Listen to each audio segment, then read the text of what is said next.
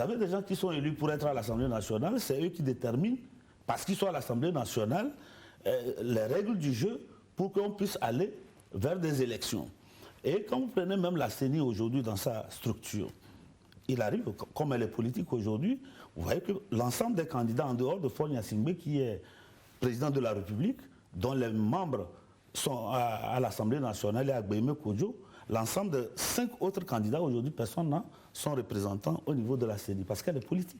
En politique intérieure, vous parlez de la police et de la gendarmerie, que vous voulez fusionner en un seul corps. Oui. Pourquoi cette fusion? Quel est l'intérêt?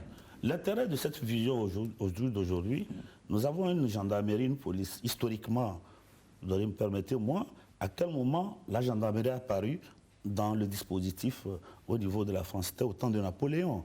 Fusionner les deux pour avoir une police républicaine, ça nous ferait des gains au niveau budgétaire et ça, au niveau de l'efficacité, au moment où toute forme de sécurité guette nos États, il y aura un seul commandement pour cette force de sécurité. Au jour d'aujourd'hui, quel est le champ qui sépare la gendarmerie de la police dans le maintien de l'ordre? Parfois, on saisit ou la gendarmerie ou la police. Et surtout, un autre avantage, c'est qu'on pourrait prélever des effectifs sur les deux corps-là pour aller, sans que cela pose des questions d'ordre budgétaire, pour aller alimenter le corps des sapeurs-pompiers. Je revenais d'un voyage d'une mission d'enseignement au Niger, j'ai traversé par la route. À tous les 20-25 km au moins, vous avez un car avec la police républicaine pour assurer la sécurité sur toutes les routes, ce qui n'est pas le cas ici. Donc ça dégage, ça désengorge la pression budgétaire. L'armée reste l'armée, parce que l'armée, on en a besoin pour la sécurité à la fois intérieure et extérieure. Mais cette armée, on doit pouvoir davantage, comme je l'ai dit, au niveau du recrutement et de la promotion, respecter les critères que j'ai posés. Ensuite, maintenant, il faut assurer leur formation efficiente face aux nouveaux défis de sécurité qui se posent aujourd'hui et aller vers beaucoup plus de coopération au niveau régional et multinational pour pouvoir assurer une sécurité, parce que les questions de sécurité sont maintenant transfrontalières et elles concernent l'ensemble des nations. Il faut une coopération active entre les armées. Comment va d'abord l'économie togolaise aujourd'hui selon vous? Vous savez, l'économie togolaise, il y a deux points de vue. L'économie togolaise, je peux dire qu'au jour d'aujourd'hui, tant que le panier de la ménagère ne se serait pas ressenti, tant qu'il y aura le chômage des jeunes, tant qu'il y aura beaucoup de difficultés pour nos compatriotes à tout point de vue, je dirais que l'économie est encore balbutiante. Alors, Maître Tchassona Traoré, vous dites dans votre projet de société que vous allez beaucoup vous intéresser à la gestion, surtout l'amélioration des finances publiques, lutter contre la corruption, le détournement des deniers publics. Qu'est-ce que vous nous proposez? Vous savez, à ce niveau-là, il y a plusieurs paramètres à mettre en œuvre. Au niveau de la captation des ressources dues à l'État, il faut des exemples qui marchent, il faut les amener chez nous.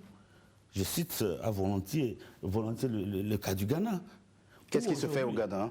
Le Ghana, au jour d'aujourd'hui, toutes les régies financières, partout où le citoyen doit payer quelque chose qui doit aller directement dans les caisses de l'État, il y a une banque qui ouvre un guichet là-bas. Donc tout ce qui doit être payé, ce n'est plus directement à la caisse de la structure. On doit payer quelque chose à la télévision togolaise, on sait que bon, pour telle prestation, on doit payer quelque chose à la télévision. Il y a une banque de la place qui ouvre un petit guichet, c'est là qu'on paye. Et des comptes de l'État va directement dans les comptes de l'État. Donc pour la captation des fonds. Au niveau de la gestion, du contrôle de la gestion de nos États, il faut mettre les mêmes structures qui ont cours aujourd'hui dans la lutte contre l'évasion, c'est-à-dire le blanchiment des capitaux.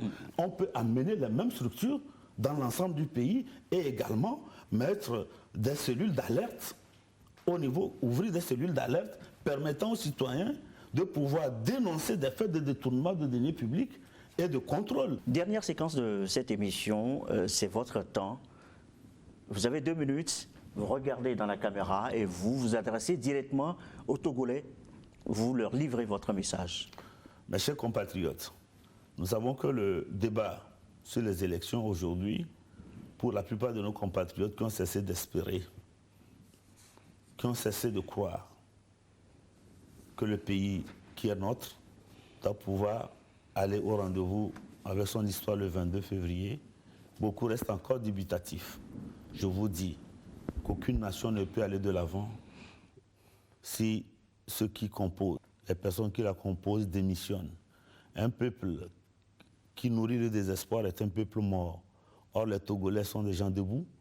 Nourrissons cet espoir-là, bâtissons notre pays, mais dans l'entente, la cordialité, l'assurance de vivre ensemble sur ce territoire que nous avons en commun. Et quelles que soient nos difficultés, quelles que soient nos divergences, faisons en sorte que nous préservons cet espace-là, et pour nous-mêmes, et pour les générations futures. Allons massivement voter. Rien n'est gagné. Cessez d'écouter ces sons de cloche qui vous disent que c'est joué d'avance. Rien n'est joué d'avance.